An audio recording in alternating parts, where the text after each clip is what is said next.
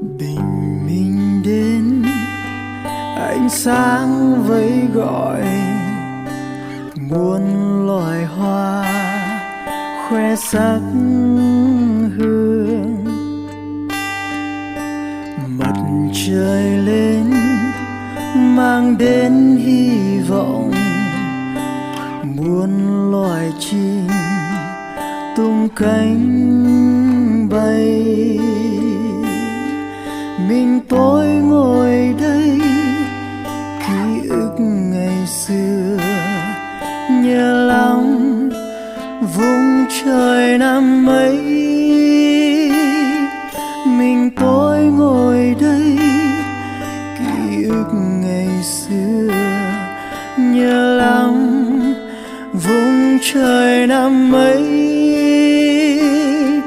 Còn đâu rừng thiêng ngày xưa, còn đâu cuộc sống bình yên, giờ chỉ còn ký ức đã xa. Còn đâu vùng trời bình yên, còn đâu cuộc sống bình yên, giờ chỉ còn ký ức đã xa. Đại bàng tung cánh bay, gió đông về đây dẫn làng cuộc sống ấm êm. Đại bàng tung cánh bay, gió đông về đây dẫn làng cuộc sống ấm êm. Ký ức ngày xưa.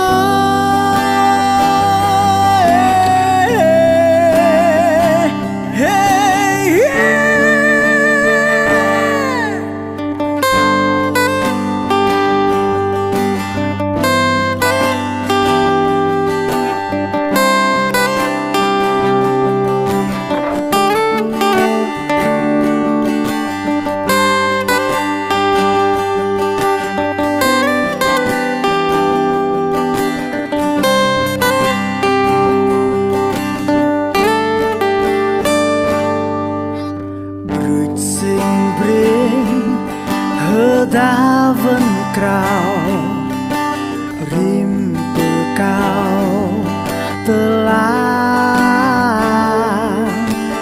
bật ngật lịch chép ba hơ men đây sơn par doang pa plen in ngôi mình nu từ tranh chào xưa blok de chalari ấy.